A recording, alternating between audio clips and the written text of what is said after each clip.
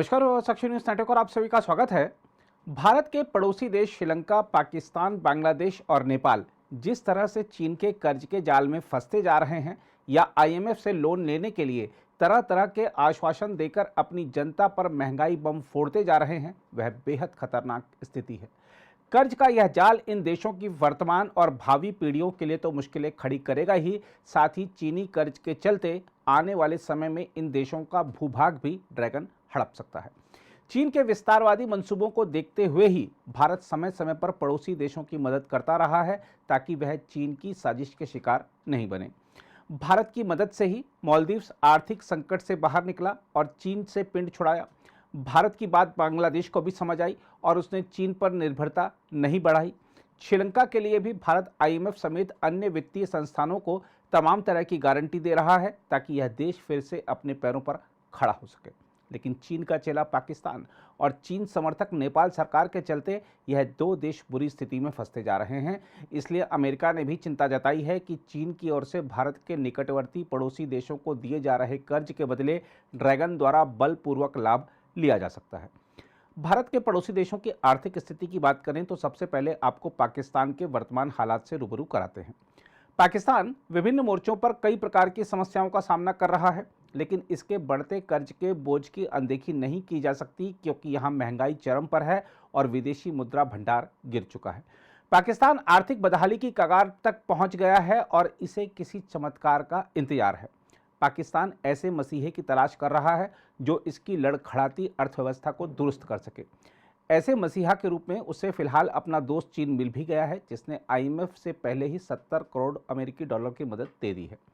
हम आपको बता दें कि सबसे अधिक आबादी वाला दुनिया का 5वां देश पाकिस्तान राजनीतिक अस्थिरता, जलवायु परिवर्तन और आर्थिक संकट जैसी विभिन्न समस्याओं से जूझ रहा है और ये समस्याएं इसे श्रीलंका जैसी स्थिति में धकेलने को तैयार खड़ी हैं। कोविड-19 महामारी की मार से उबर रहे पाकिस्तान में आई भीषण बाढ़ ने न केवल भूमि को बल्कि इसकी जर्जर अर्थव्यवस्था को भी पूरी तरह डुबो दिया है। एशियन डेवलपमेंट बैंक इंस्टीट्यूट की ओर से किए गए नए अध्ययन के अनुसार पाकिस्तान पर ऋण की तलवार लटक रही है जो इसकी आयात आधारित अर्थव्यवस्था को प्रभावित कर रही है तथा इसके दूरगामी आर्थिक और सामाजिक परिणाम होंगे। पाकिस्तान पर लोन कितना बढ़ चुका है इसको समझना हो तो आंकड़े के जरिए समझ सकते हैं, जिसके मुताबिक पाकिस्तान का बाहरी ऋण और देयता करीब 130 अरब अमेरिकी डॉलर है जो उसके सकल घरेलू उत्पाद यानी जीडीपी का 95.39% है।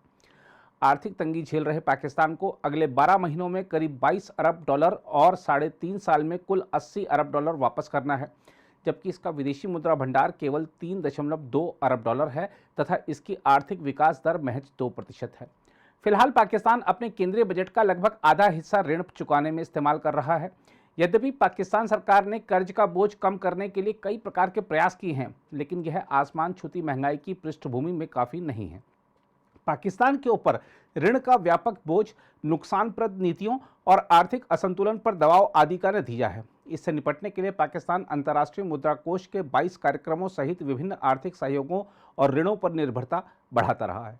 देखा जाए तो सरकारें पाकिस्तान को ऋण के चक्रव्यूह से बाहर निकालने के लिए कोई ढांचागत सुधार करने में विफल रही हैं।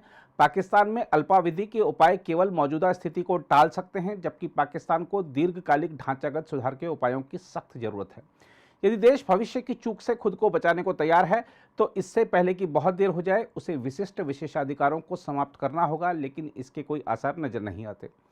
इस बीच आर्थिक सहायता के लिए अंतर्राष्ट्रीय मुद्रा कोष के साथ बातचीत को अंतिम रूप देने से पहले पाकिस्तान को चीन से 70 करोड़ अमेरिकी डॉलर की बहुप्रतीक्षित सहायता राशि मिल गई है। पाकिस्तान के वित्त मंत्री इशाक डार ने ट्वीट करके बताया है कि स्टेट बैंक ऑफ पाकिस्तान को चाइना डेवलपमेंट बैंक से 70 करोड़ डॉलर का फंड मिला है, जिसके बाद पाकिस्तान के प्रधानमंत्री शहबाज शरीफ ने विशेष मित्र के प्रति आभार व्यक्त किया है। शहबाज शरीफ ने कहा, पाकिस्तान का एक सहयोगी देश है। हम सभी सोच रहे थे कि वे आईएमएफ समझौते की प्रतीक्षा कर रहे थे और फिर वे अपनी भूमिका निभाएंगे, लेकिन उस सहयोगी देश ने कुछ दिन पहले हमें बताया कि हम आपको सीधे तौर पर वित्तीय मदद दे रहे हैं। शहबाज शरीफ ने कहा कि इन बातों को कभी नहीं भुलाया जा सकता है।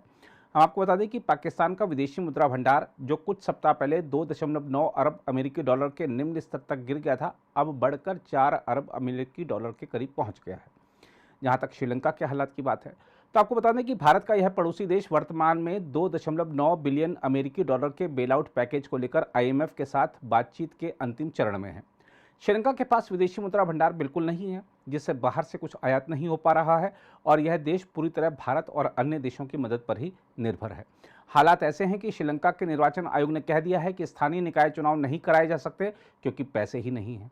इस बीच राष्ट्रपति रणनील विक्रमसिंघे ने कहा है कि राष्ट्रपति के रूप में उनका काम संकटग्रस्त अर्थव्यवस्था को पुनर्जीवित करना है। श्रीलंका सरकार ने बार बार संकेत दिया है कि विदेशी मुद्रा भंडार की कमी के कारण आर्थिक संकट बढ़ता जा रहा है। वहीं नेपाल की बात करें तो यदि नेपाल सरकार ने ऋण जाल कूटनीति को लेकर बेहद सावधानी नहीं बरती तो उसे भी श्रीलंका और पाकिस्तान जैसे आर्थिक हालात का सामना करना पड़ सकता है। पोखरा अंतर्राष्ट्रीय हवाई अड्डे के अलावा नेपाल ने अभी दो प्रमुख परियोजनाओं भैरहवा में गौतम बुद्ध अंतर्राष्ट्रीय हवाई अड्डा और राजधानी काठमांडू में चोभर ट्राई पोर्ट का निर्माण पूरा किया है। इनमें से कोई भी महंगी परियोजना प्रभावी ढंग से काम नहीं कर रही है।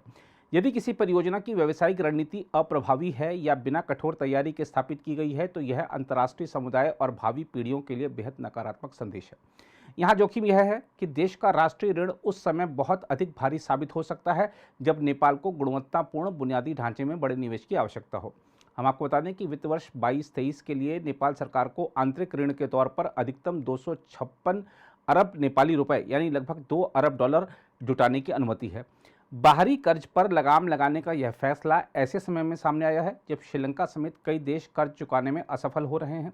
ऐसे में नेपाली अधिकारी चीन से कर्ज लेने में खासी सतर्कता बरत रहे हैं और बीजिंग से बेल्ट एंड रोड इनिशिएटिव पहल के तहत परियोजनाओं के लिए ऋण के बजाय दान का अनुरोध कर रहे हैं। बहरहाल अब अमेरिकी विदेश मंत्रालय ने कहा है कि अमेरिका को इस बात की गहरी चिंता है कि चीन की ओर से भारत के निकटवर्ती पड़ोसी देशों पाकिस्तान और श्रीलंका को दिए जा रहे कर्ज के बदले बलपूर्वक लाभ लिया जा सकता है। दक्षिण और मध्य एशियाई मामलों के सहायक विदेश मंत्री डोनाल्ड लू ने विदेश मंत्री एंटनी ब्लिंकन की भारत यात्रा से पहले पत्रकारों से कहा है, हम इस बात को लेकर बहुत चिंतित हैं कि भारत के निकटवर्ती देशों को दिए जा रहे चीनी ऋण का दुरुपयोग किया जा सकता है। हम आपको बता दें कि एंटनी ब्लिंकन 1 से 3 मार्च तक नई दिल्ली के आधिकारिक दौरे पर होंगे। डोनाल्ड लू ने कहा कि अमेरिका इस क्षेत्र के देशों से बात कर रहा है कि वे अपने फैसले खुद लें और किसी बाहरी साझेदार के दबाव में ना आए। अगर आप भी लेना चाहते हैं देश दुनिया की तमाम जानकारी तो आज ही सब्सक्राइब करें हमारे चैनल को। साथ ही नीचे दिए बेल आइकन को जरूर दबाएं ताकि हर अपडेट आप तक पहुंच सके।